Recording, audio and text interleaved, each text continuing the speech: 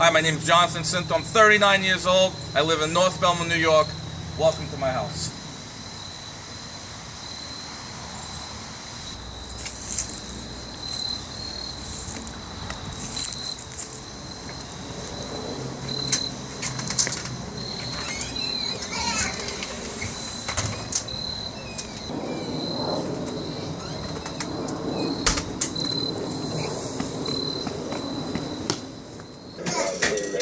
Welcome to my home. This is our living room, and over here is my family, and this is my wife, Ann. Ann, why should I be on the next MasterChef? Yes, I'm married to the know-it-all cook from Long Island, and why he should be on MasterChef because he has a lot of heart and passion when he cooks. Excellent, thanks, huh? Juliana, why should I be on the next MasterChef? Because it's just amazing, drives me crazy, because it's so talented, and it's so talented. Thank you. Emily, why should I be on MasterChef? Huh? Why should I be on MasterChef? That's good. Matthew, why should I be on MasterChef? Why should I be on MasterChef? Talent. Not America's Got Talent. You got the wrong goddamn show. I'm talented. Ashley, why should I be on MasterChef? Because he cooks with his heart, and he really is a great person. Dad, why should I be on MasterChef? I think it'll make the TV show look good for a change. Excellent. Nice. Let's go look at my refrigerator. You get to see my ingredients and the things I'm using. I like to use a lot of natural herbs, spices. I don't buy any shit in the can. Well, I shouldn't say any. We get the actual tomatoes, you know, you get the crushed peeled tomatoes, so that's a little time consuming to do it yourself. So you save a little time, especially when you have a big family and a lot of friends coming over for dinner. I get to have that in the can. But if you look and you'll see here, of course I have to have my beer. This is a staple of my diet. So you see I have my growler here. And this is pumpkin ale. This is Indian Pale Ale pumpkin ale. This is for October. And you can see here that more. Oh, this is delicious UFO pumpkin. We gotta go Brooklyn because I'm from Long Island, and everybody make fun of my accent, but you can see I got my Brooklyn beer here, and this is also for Oktoberfest.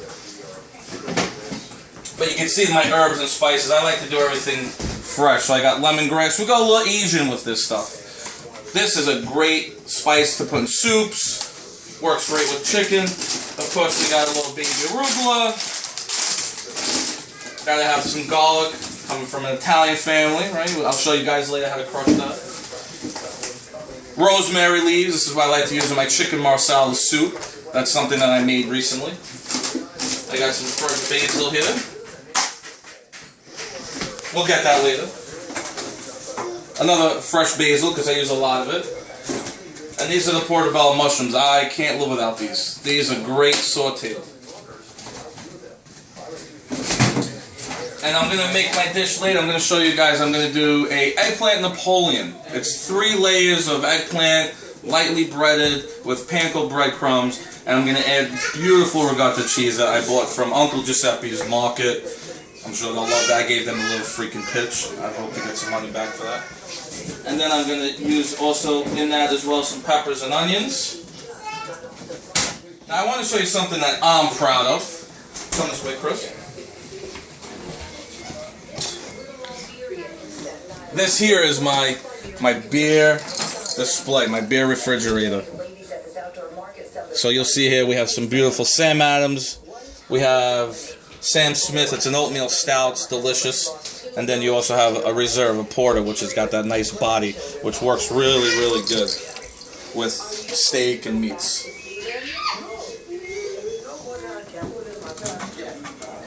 This is how I would normally do it. We pour this right in here like this.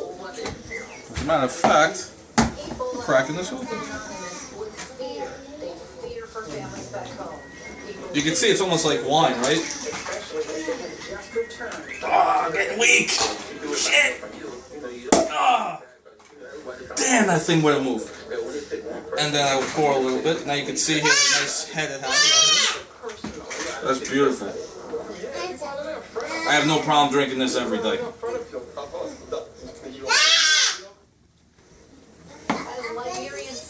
So this way over here, now I'm going to, this is my daughter's master suite. Miss freaking Diva over here. So you'll see. Holy Christ, you're reading a book? Yeah. Oh, okay. This is my daughter Juliana. Juliana. Hi. Why should I be on MasterChef again? Because you're really talented and your food is amazing. Thank you, Julie. So you see Juliana's room here. She has a nice mix of things, right? We're a family that likes to do a lot of things differently. We don't copy the same way of things. Just like in my food, I think that's where she copied it from. I do a lot of things unique to the extreme. Very aggressive type of cooking. And I'll show you that when I get upstairs and we start to chop some things up. And I have some different way of cutting things and different way of doing things. We're going to go upstairs now, Julie, okay? I'll see you later. You going to have some food? Yeah. Okay. I have the videotape in my hand. Oh well. So up here you'll see, Chris, you'll come over here, and you'll see over here that we have, this is our room, me and my wife's room. You can see it's nothing out of the ordinary. It's a standard room, you know, it's comfortable. I'm living in my house when I was 15 years old. I can't believe I'm back here again. It's like a complete goddamn 360, right? It's like something that most people would never expect. You know, live in your family's house when you were a child here. So something I'm very proud of, though. You'll see here that my college certificate graduation degree. It took me 8 fucking years to complete that thing. 8 years. I'm not a traditional student. My father was a high school teacher. He had friends in his class. They used to ask me to get the test for them. My father would lock it up. It's crazy. It's crazy. He would lock the test up in his actual house. That shows you how much trust, right? So, one of my big things I like to do besides cooking is fantasy football. I could say I'm addicted to it. Most people might be addicted to alcohol and drugs. This is my drug. This is what I do late at night, 12 o'clock in the morning, 1 o'clock in the morning. Kids are to bed, and this is my thing that I do. So I'll give you a little idea here of my football. I'll go in here, kind of set up my team, and it takes a lot. This could take 6-7 straight hours at a time, where you have to put in all your teams. So you can see here that I have my team set up: Ben Roethlisberger, Marshawn Lynch, and then when I'm watching the game, I get to see what they're doing, and I keep track of it. But I'll also do something I enjoy that I can make actual money on, all right, which I play online poker. I play a little Texas Hold'em. So you see, this is one of the sites that I go to. My password, I won't tell you, but my username is Jonathan227. I don't know where the hell that came from, but I guess there's a lot of Jonathans out there. But I also do a little slots as well. So if you want to see what I play on slots. I actually play on Foxwoods Online Casino. And of course, everything is password. Jesus Christ.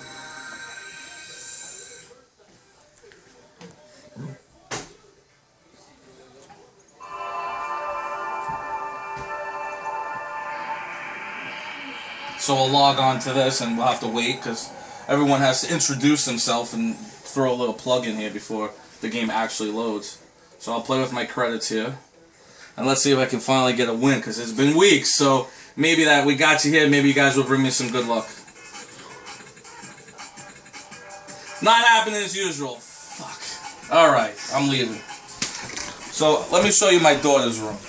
I have 2 other daughters.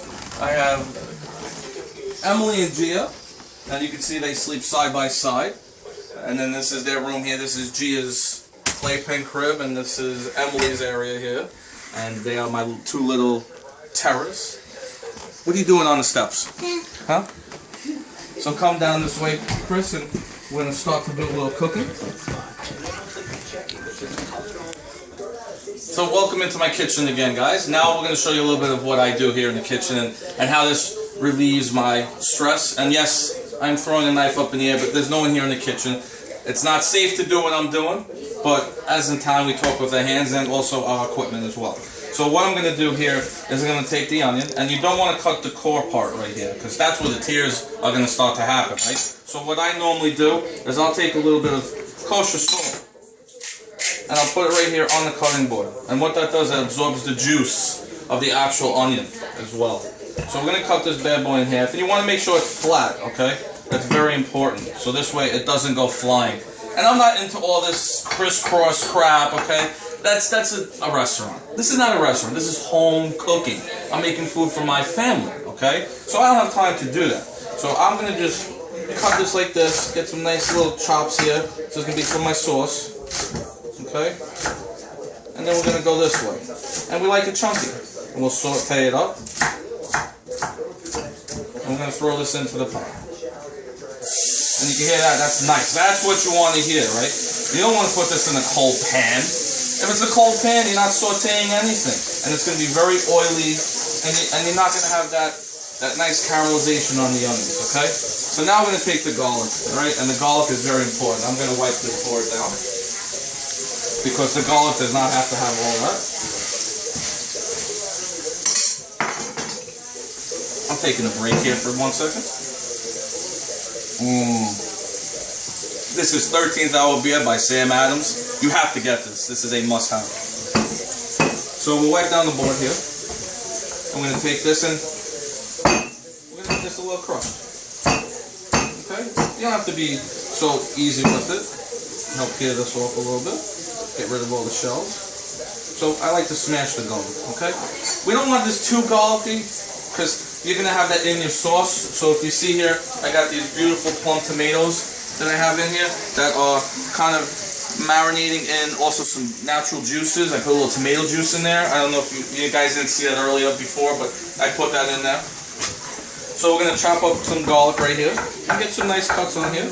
I don't want it too fine, okay? I don't want it to chop it up. I want you to taste the garlic. When you chop it up into little small pieces like this, they're going to fry, they're going to crisp up, and we're not trying to do that, okay? So we want to make sure that this is kind of chunky. Okay, we're going to put this in here. Let that do its thing. Let the flavors go on that. Give it a little bit of a stir. Remember now, this is not going to be a 15-hour, let my sauce sit. We're going to have this done, this dish, in an hour. And everyone's going to eat here at the family. You know, when you have a family of 7, 8 people, family, friends coming over, they don't have patience to sit there and eat. They want to eat right away, okay? So now we're going to get this beautiful, you see this beautiful eggplant? I bought this at Ivoron's Market. You really want to feel the firmness of the eggplant, okay? You hear that noise right there? Like you're hitting on someone's head? That's very important, because if it's something that you push in, that means it's starting to get too soft. It's not going to hold in the pan when you do that. So I'm going to cut this into like steak sizes, okay? Yes, I'm leaving the skin on. Everyone says, oh my God, the skin is on here. I'm leaving the skin on because if you cut the skin off, it gets mushy, it falls apart. We're making a Napoleon, so we're layering it, okay? So we're going to cut these into about 2 inches. So you can see here, that's the size that we're looking for, okay?